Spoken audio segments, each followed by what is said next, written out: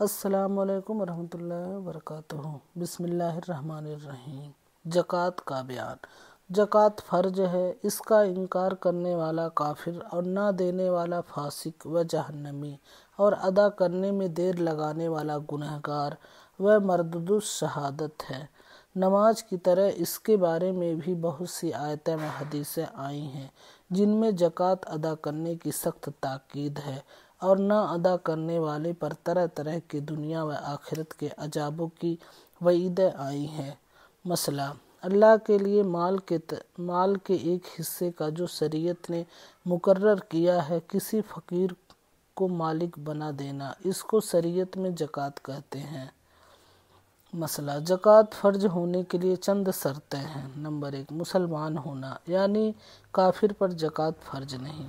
Number 2، بالغ ہو یعنی یا نابالغ پر زکوٰۃ فرض نہیں۔ نمبر 3، عاقل ہونا یعنی دیوانے پر زکوٰۃ فرض نہیں۔ نمبر 4، آزاد ہونا یعنی لونڈی غلام پر زکوٰۃ فرض نہیں۔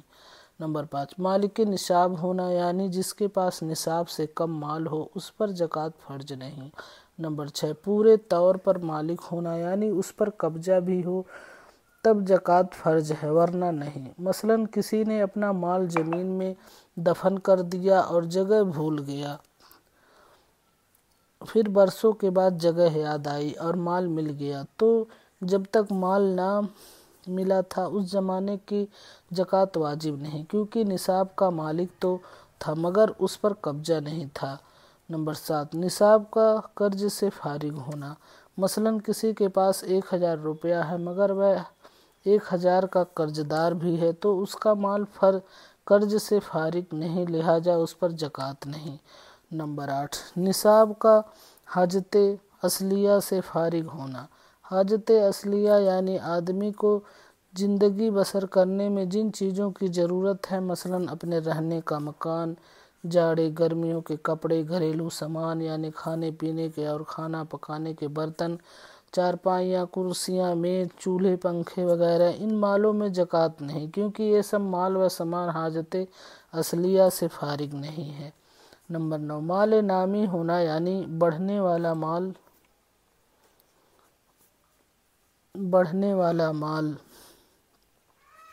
سامان حاجت اصلیہ سے فارغ نہیں ہے۔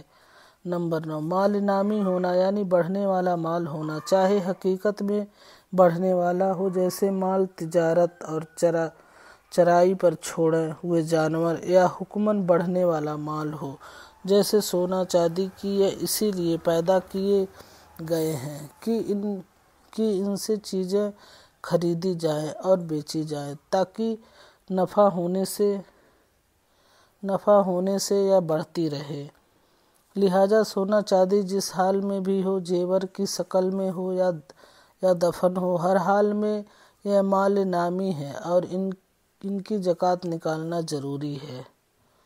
مال نصاب پر 1 سال گزر جانا یعنی نصاب پورا ہوتے ہی زکوٰۃ فرض نہیں ہوگی، بلکہ 1 سال تک وہ نصاب ملک میں باقی رہے تو سال پورا ہونے کے بعد اس کی زکوٰۃ نکالی جائے گی۔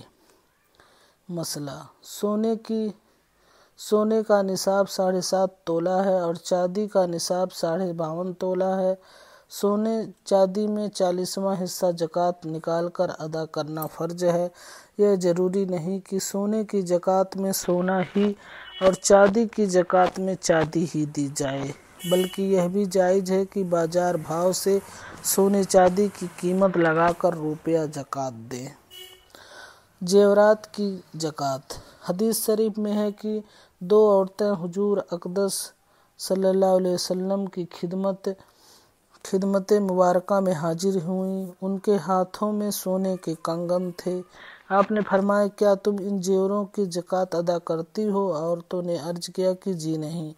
تو آپ نے ارشاد فرمایا کہ کیا تم اسے پسند کرتی ہو کہ اللہ تعالیٰ تمہیں آنکھ کے کنگن پہنائے؟ عورتوں نے کہا کہ نہیں۔ تو ارشاد فرمایا کہ تم ان زیوروں کی زکوٰۃ ادا کرو۔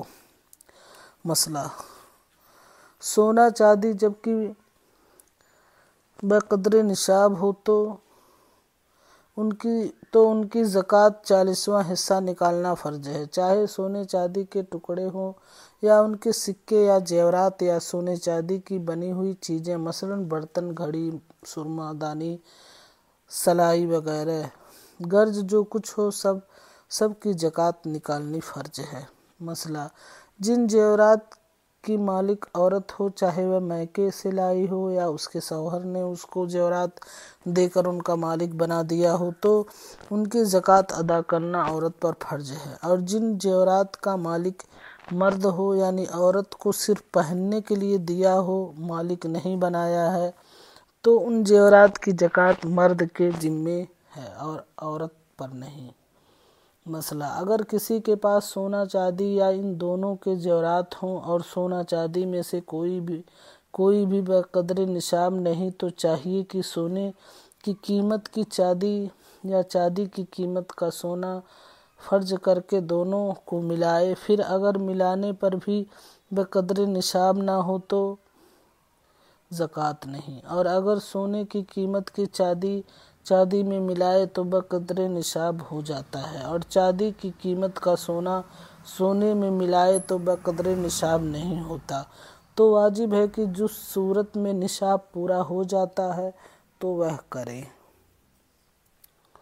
مسئلہ: تجارتی مال کی قیمت لگائی جائے، پھر اس سے اگر سونے یا چاندی کا نصاب پورا ہو تو اس کے حساب سے زکوٰۃ نکالی جائے۔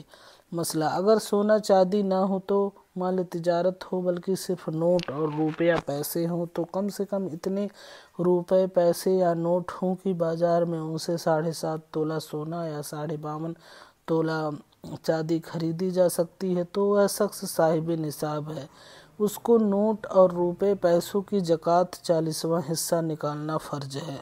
مسئلہ: اگر شروع مال میں نصاب پورا تھا اور آخر سال میں بھی نصاب پورا رہا، درمیان میں کچھ دنوں مال گھٹ کر نصاب سے کم رہ گیا، تو یہ کمی کچھ اثر نہ کرے گی، بلکہ اس کو پورے مال کی زکوٰۃ دینی پڑے گی۔